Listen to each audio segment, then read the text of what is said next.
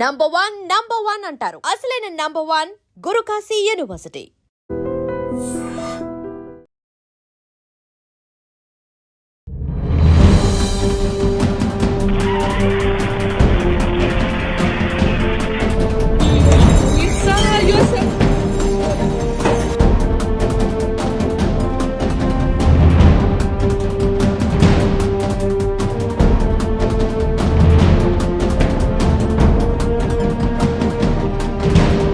Big breaking న్యూస్కి సంబంధించినటువంటి అప్డేట్ను మనం ఇప్పుడు చూస్తున్నాం. రష్యాలో భారీ భూకంపం సంభవించింది. దీంతో పాటుగా సునామీ హెచ్చరికలను కూడా జారీ చేశారు అక్కడ ఉన్నటువంటి అధికారులు.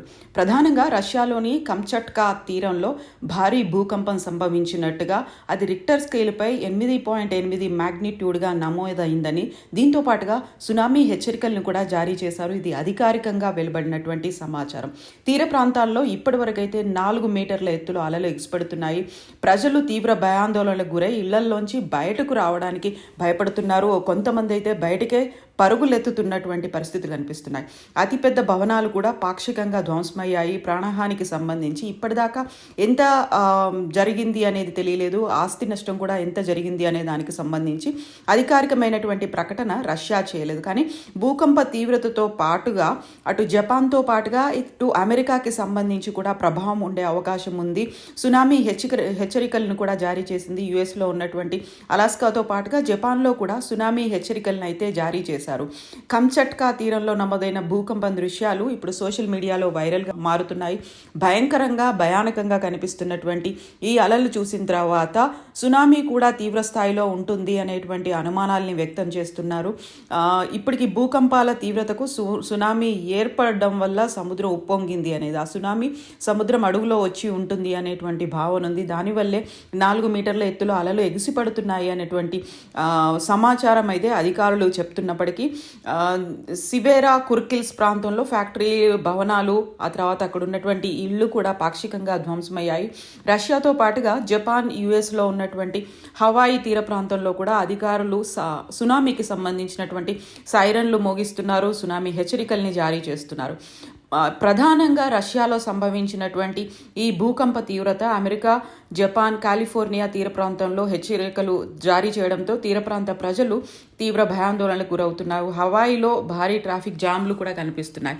అన్ని వాహనాలు రోడ్ల మీదకి వచ్చినటువంటి పరిస్థితి. ఆ వాహనాల తీవ్రత, వచ్చేటువంటి వైబ్రేషన్తో కూడా భూకంప తీవ్రత ఇంకా పెరిగినటువంటి అంచనాలు అయితే వేస్తున్నారు. సునామీ హెచ్చరికల తర్వాత పర్యాటకులు అంతా ఒకేసారి బయటకు వెళ్తున్నటువంటి పరిస్థితి. తమ సొంత వాహనాలను యూజ్ చేసుకుంటూ రోడ్ల మీదకి రావడంతో కూడా అక్కడ ఏం జరుగుతుందో, ఏ క్షణానికి ఏమవుతుందో అనేటువంటి పరిస్థితి అయితే అక్కడ కనిపిస్తోంది. భారీ భవనాలు కూడా సముద్ర అలల కోసం కూలిపోయినటువంటి విజువల్స్ అయితే సోషల్ మీడియాలో కనిపిస్తున్నాయి. ఇక హవాయికి సంబంధించి 12 అడుగుల ఎత్తులో సముద్రపు అలలు వచ్చే అవకాశం ఉంది అనేటువంటి ప్రమాదక హెచ్చరిక కూడా జారీ చేశారు. ఇక జపాన్లో ఉన్నటువంటి ఫుకుషిమా అణు విద్యుత్ ప్లాంట్ను ఖాళీ చేశారు. 2011లో 9 తీవ్రతతో, అంటే మ్యాగ్నిట్యూడ్ మీద 9 తీవ్రతతో అప్పుడు భూకంపం సంభవించింది. ఆ టైంలో అణు విద్యుత్ ప్లాంట్ తీవ్ర నష్టం వాటిల్లింది. ఈ నేపథ్యంలో విద్యుత్ ప్లాంట్ను పూర్తి స్థాయిలో ఖాళీ చేశారు.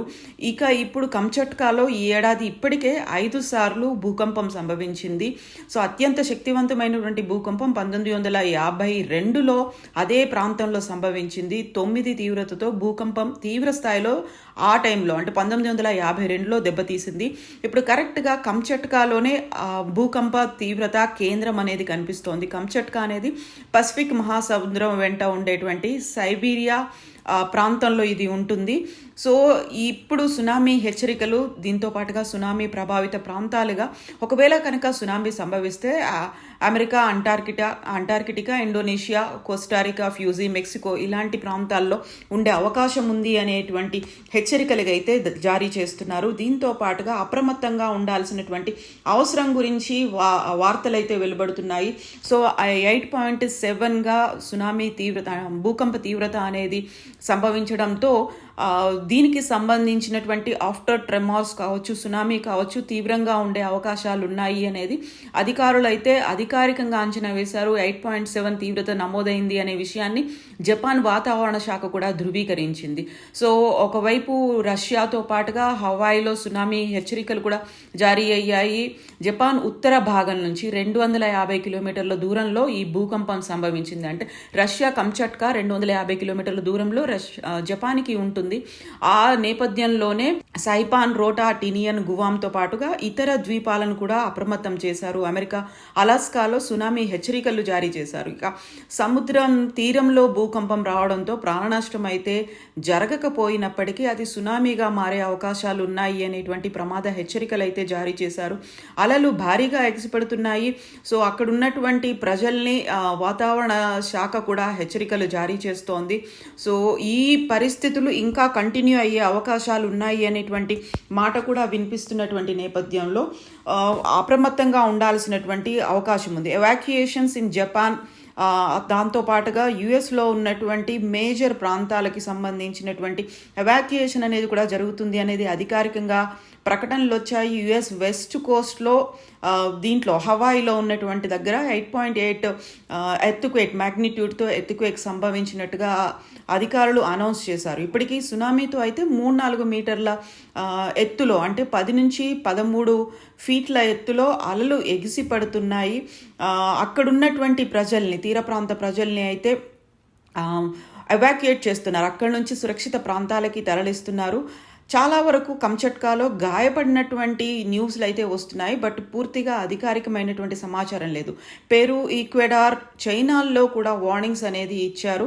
సో అక్కడ ఆ ప్రమాద తీవ్రత అటు కూడా వెళ్లే అవకాశం ఉంది అని. ఇక సౌత్ అమెరికాకి సంబంధించి 13,000 కిలోమీటర్ల దూరంలో ఉన్నటువంటి రష్యా ద్వీపకల్పంలో ఇది కంచట్కాలో భూకంపం సంభవించేసరికి అది అన్నిటి మీద ఎఫెక్ట్ చూపిస్తోంది. డ్యామేజెస్ కూడా ఎక్కువయ్యాయి అనేటువంటి వార్తలు అయితే వినిపిస్తున్నాయి. అధికారికంగా ఇప్పటికీ ఎంత నష్టం జరిగింది, తీవ్రత ఎంత ఉంది, ప్రజల మీద అటు ఆస్తి మీద ఎంత నష్టం ఉంది అనేది రాకపోయినప్పటికీ మాత్రం ఇప్పటికీ తీవ్రమైనటువంటి ప్రభావం ఉండే అవకాశం ఉంది. జాగ్రత్తగా ఉంటే మంచిది.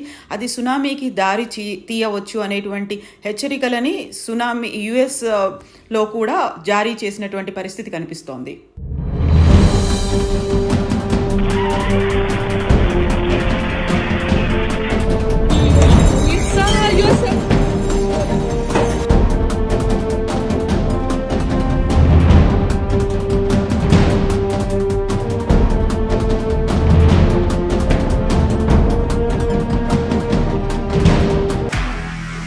నిజంగా ప్రస్తుతం ఉన్నటువంటి సమాజం దేనికి ప్రయారిటీ ఇస్తుంది?